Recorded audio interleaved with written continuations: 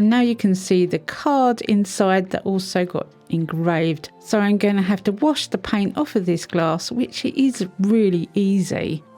And this is what I was left with.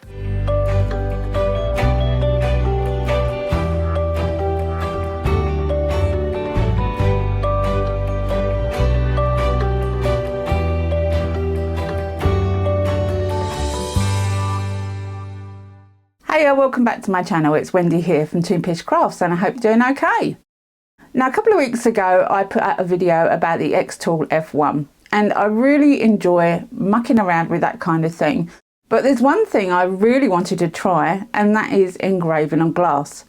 I did search on YouTube to find out settings for engraving on glass because it's not supported in the program for xTool. Although you can do it, there's no settings for it.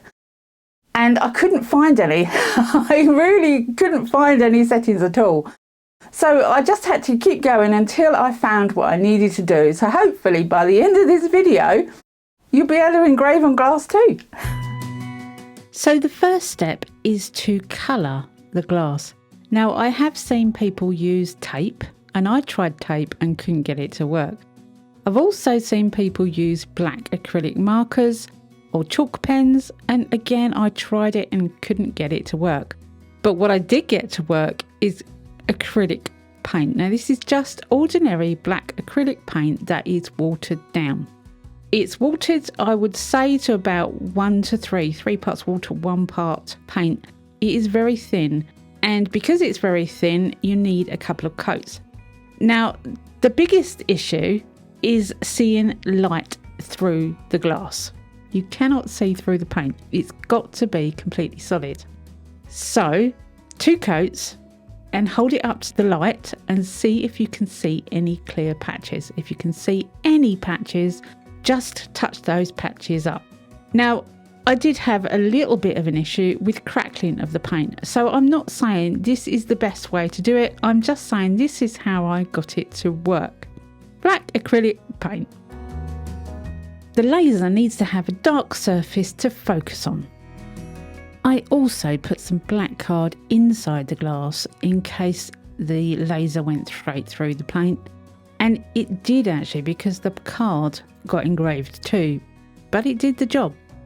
Now, when I was searching for how to engrave, this is the only setting that I found, and to me it didn't make sense because that is what my program looks like, so it must have been old settings. And these are the settings that I'm going to be using. So going into the xTool program on my Mac, these are the settings that I will be using. 100 power on the blue light with 252 speed and 1 pass. I'm using the cylindrical attachment, so I have it on laser cylindrical with user defined material on a chuck, and the glass has 85mm diameter. That's quite important. Now, I've just picked a font and chose the word congratulations, and I'm going to push the framing button. That works a little differently when you have the cylindrical chuck on.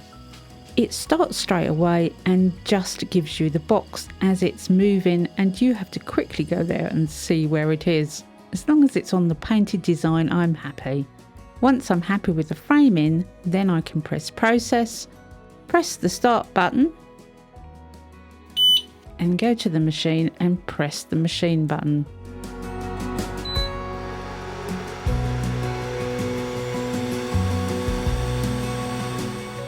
The extractor fan clicks in the minute you press start, and it will draw all those horrible fumes out of the room.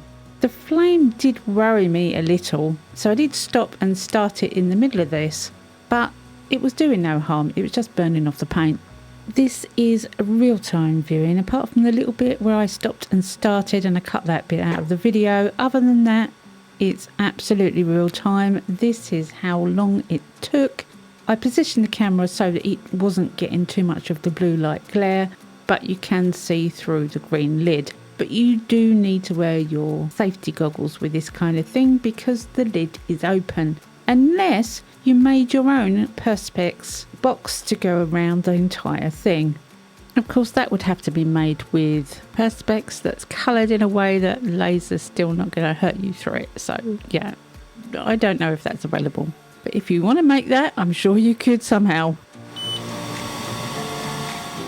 The fan still goes for a little time after the machine has finished, but it's all done. Well, that part anyway. So far, so good. I think this is going to work. In fact, I know it is now, but that's hindsight, isn't it? At this point, I had no clue. So I didn't want to just leave it as saying congratulations. I needed to add something else to it. So I copied and pasted the congratulations and I changed the wording to "It's a girl." You never know. A lot of people have children and I'm sure there's girls being born all over the place. Now I needed the font to go in the opposite direction this time. So you grab hold of the circular part and you twist it the way you want. This is all done in the xTool program itself. There's no exterior program used. And I do like the way that the program is being updated all the time. Again, I go through the framing process. I'm happy where it is and I let it engrave the second part. There's a lot less for it to engrave on this, so it's a lot quicker to watch. But it's still fascinating. I could sit and watch it for hours.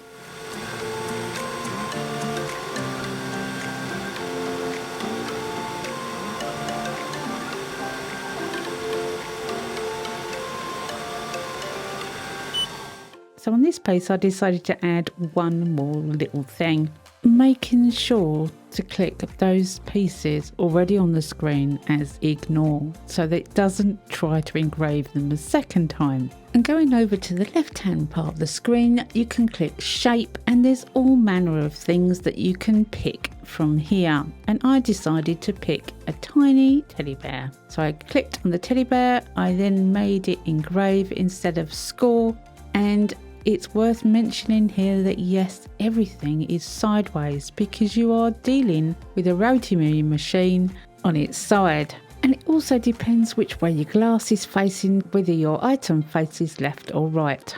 So I put the settings on, that is power and speed to 50, and I pressed process. As I haven't moved the glass, it should be in the right place. So I let the F1 do its thing.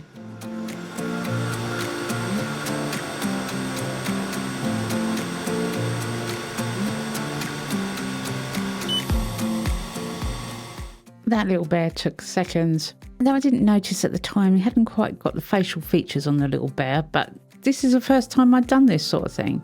I thought I'd show you how easy the glasses are to be removed from the chuck. It's literally an Allen key to loosen the grips and out it comes. Now I've got a bear outline without any facial features, but I'm not worried about that. And now you can see the card inside that also got engraved. So I'm going to have to wash the paint off of this glass, which is really easy.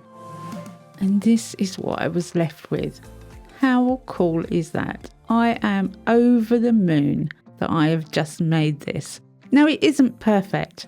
It is far from perfect. But from a standing start, I've engraved glass with the F1 and I'm so chuffed. Now I did go on to try other things, and this was a flower that I downloaded from Creative Fabrica.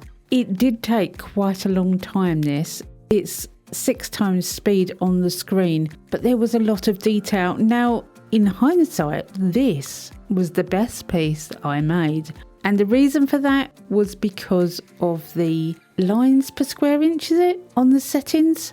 I had it set higher, so it took longer, but it was such a better quality. So that's something to think of in the future. But see, you don't get that option when you do text. Text is text in the xTool program. You don't get to choose the lines per centimetre like you do with a picture. And this is a PNG picture. So I could choose how many lines per centimetre I wanted to use. So maybe bringing in font from another program in a PNG, you could change the settings and make it a higher quality engrave.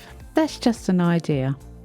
Now the only other thing I didn't consider was that the glass is round and so is the picture, so the picture needed to be elongated slightly at the edges to make it look round on a round surface, but I still love it.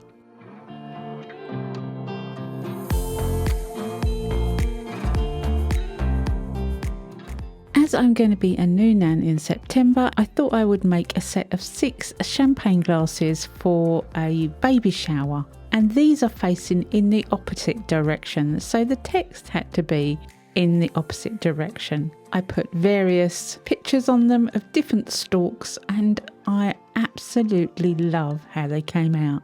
Again, they are not perfect. There are areas within the writing that is missing, and that could be down to the paint. It could be down to the fact that the lines per centimetre was not enough. But I hope you've enjoyed this and I hope you've got something out of it. At least now if you search YouTube glass engraving settings, you might come up with something.